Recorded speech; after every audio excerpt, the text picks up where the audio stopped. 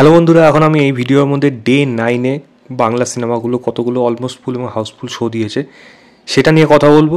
সঙ্গে পুষ্পা 2 পশ্চিমবঙ্গ থেকে কত টাকা ইনকাম করলো, এটা রেকর্ড ইটসেলফ একখানা, সেটা নিয়ে খবর দেবো। তো প্রথমে যদি পুষ্পার খবর দিই, পুষ্পা 2 সিনেমাটা প্রথম সপ্তাহে 25 কোটি টাকা কামিয়েছে, দ্বিতীয় সপ্তাহে 11,50,00,000 টাকা কামিয়েছে, তৃতীয় সপ্তাহে 6,50,00,000 টাকা কামানোর পর 43 কোটি টাকা পশ্চিমবঙ্গ থেকে বক্স অফিস কালেকশন করেছে পুষ্পা 2, যেটা বুঝতেই পারছেন ইটসেলফ একটা রেকর্ড এবং একটা হিউজ রেকর্ড। পুষ্পা 2 কীভাবে লোকের মধ্যে রেসপন্স রয়েছে, ইভেন এখনও রয়েছে, এবং সেটা কিন্তু তার বক্স অফিস ফিগার কিন্তু পরিষ্কার বলে দিচ্ছে। এবং এটা জাস্ট আমাদের সময়ের অপেক্ষা। যদি 50 কোটি টাকা আলটিমেটলি পশ্চিমবঙ্গ থেকে তুলতে পারে পুষ্পা 2, তাহলে তো রেকর্ডই হয়ে যাবে ইটসেলফ। দেখা যাক সেটা কতদিন চলে এবং কত টাকা গিয়ে এই সিনেমাটা কামায় পশ্চিমবঙ্গ থেকে। এবার যদি আমি বাংলা সিনেমার আপডেট আসি, তো টলিউড বাংলা বক্স অফিস থেকে তারাই এটা কোট করেছিল, এবং তারাই এটা আরেকটা জিনিস কোট করছিল খাদান রিলেটেড, যেটা তারা জানতে পেরেছে হলো প্রোডাকশন হাউস থেকে। যদিও প্রোডাকশন হাউসের স্টেটমেন্ট থেকে তারা জানতে পারছে, কিন্তু প্রোডাকশন হাউস থেকে কোনো অফিসিয়ালভাবে ফেসবুক বা তাদের সোশ্যাল মিডিয়াতে এখন অবধি এটা জানানো হয়নি। অ্যাটলিস্ট আমি দেখতে পাইনি, আমি অনেক খুঁজে দেখার পর। খাদান সিনেমাটা প্রথম 7 দিনে 7,26,00,000 টাকা কামিয়েছে, এবং সেটা কিন্তু অল ওভার, মানে মাল্টিপ্লেক্স, সিঙ্গেল স্ক্রিন সব কিছু, আমি লোকাল মাল্টিপ্লেক্স সব কিছু মিলিয়ে, যেটা কিন্তু প্রোডাকশন হাউস থেকে এখনও অবধি কিন্তু আমি অ্যাটলিস্ট দেখিনি। কিন্তু তারা কোট করছে হলো এটা তারা প্রোডাকশন হাউস থেকেই পেয়েছে, তাদের স্টেটমেন্টে এই ফিগারটাই এসছে।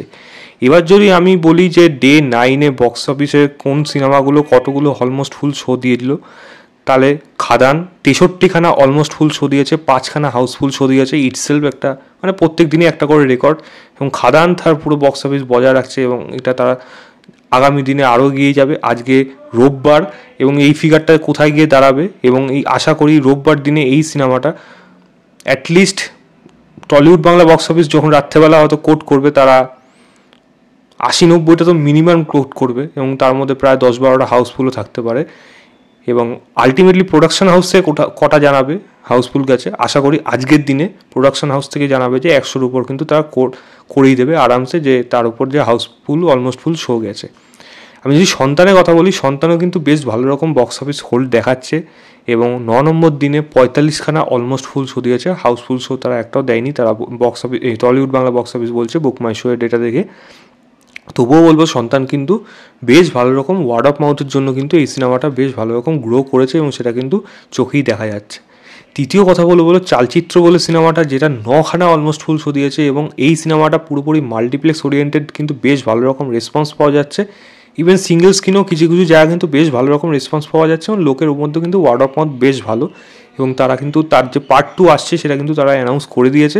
এবার এই সিনেমাটা কত দিন অবধি লংজিভিটি রাখে এবং এরকম ধারাবাহিকতা বজায় রাখে, সেটা কিন্তু দেখার মতো বিষয়। কারণ চালচিত্র কিন্তু একটু একটু করেও কিন্তু বেশ ভালো রকম তারা অলমোস্ট ফুল শো কিন্তু আনতে পারছে।